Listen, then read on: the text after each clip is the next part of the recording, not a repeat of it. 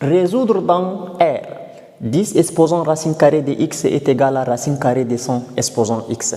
Mesdames et messieurs, bonjour et bienvenue dans une nouvelle vidéo dans laquelle on va voir étape par étape comment résoudre cette équation. C'est parti. La première des choses que nous devrons faire ici, c'est d'abord reproduire notre équation. 10 exposant racine carrée de x est égal à racine carrée de 100 exposant x. Alors, ce qu'il faut faire, c'est d'éliminer d'abord ce radical. La racine carrée qui se trouve ici, on va l'éliminer. Pour cela, on va élever chaque terme au carré. Donc, tout ça au carré est égal à tout ça au carré.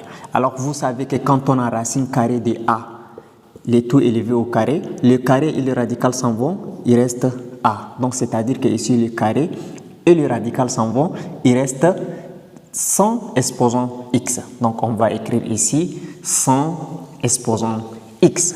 Bien. Et de l'autre côté, qu'est-ce qui va rester? On va multiplier le d avec la racine carrée de x, c'est-à-dire qu'on va avoir ici 10 exposant 2 fois racine carrée de x donne 2 racine carrée de x. Vous voyez ici, nous avons 10 exposants des racines carrées de x et là, nous avons 100 exposants x. Donc, il faut écrire le 100 qui est ici en puissance de 10. C'est-à-dire, on écrit 100 est égal à 10 fois 10.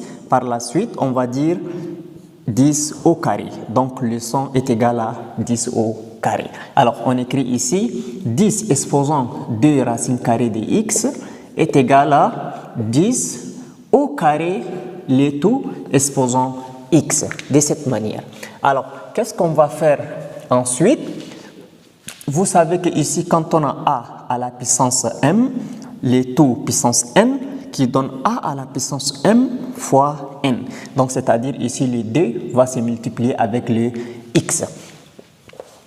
Alors, si tu es là jusqu'ici, n'oublie pas de liker la vidéo et de t'abonner. Donc, qu'est-ce qu'on va avoir? On va avoir ici 10 exposant 2 racines carrées de x est égal à 10 exposant 2x. Alors, maintenant, il faut faire descendre les exposants qui sont là. Pour cela, on va dire log de 10 exposant 2 racines carrées de x est égal à log de 10 exposant 2x. Alors, la propriété logarithmique dit quand nous avons log de 10 exposant n, ça nous donne n. Pourquoi ça nous donne n? Parce que le n va descendre, donc ça va donner n log de 10. Et vous savez que logarithme de 10, c'est égal à 1, donc n fois 1 qui donne 1. Qui veut dire que ici, log de 10 va se simplifier et on va avoir ici 2 racines carrées de x. Et de ce côté également, log de 10 va partir et nous allons avoir 2x de cette manière. Alors, maintenant ici, nous avons trouvé une équation de racine carrée de x est égale à 2x.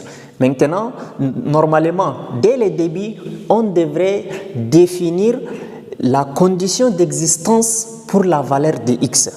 Mais arrivé jusqu'à là, comme on sait qu'il y a déjà x sous radical, on sait que le x devrait être un nombre strictement positif. Alors, qu'est-ce qu'on va dire? On va dire,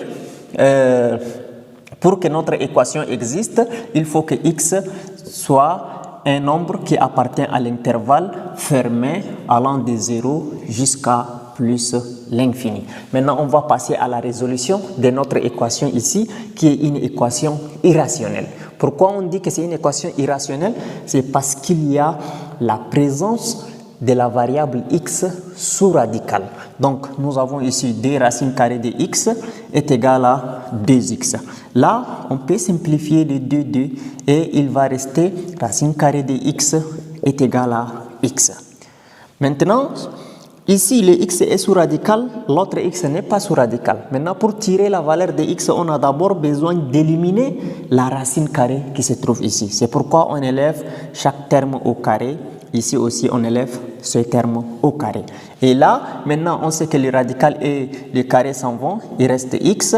Et ici, on va trouver x au carré. Donc, x est égal à x au carré. Bien. Maintenant, qu'est-ce qu'il faut faire? Ce qu'il faut faire par la suite, c'est d'écrire x au carré égale à x. Et après avoir écrit x au carré égale à x, j'ai besoin de ramener le x de l'autre côté. Je vais trouver x au carré moins x égale à 0. Bien, maintenant, ce qu'il faut faire, c'est de factoriser notre équation. C'est une équation du second degré dont c égale 0.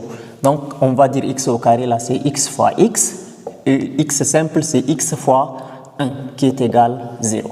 Et là, on va mettre x en facteur de x moins 1 qui est égal à 0. Et là, ça veut dire qu'on va trouver x égale 0 ou x moins 1 égale 0. Et donc ici, on trouve x égale 0 ou encore x égale à 1. Donc, on a trouvé des valeurs pour x.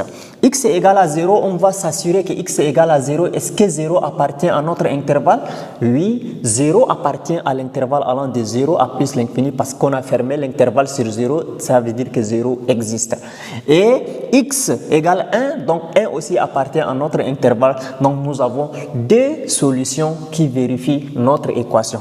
Donc, au final, on va dire S, l'ensemble des solutions, c'est des 0, c'est 0 et 1. Et voilà, nous avons résolu l'équation.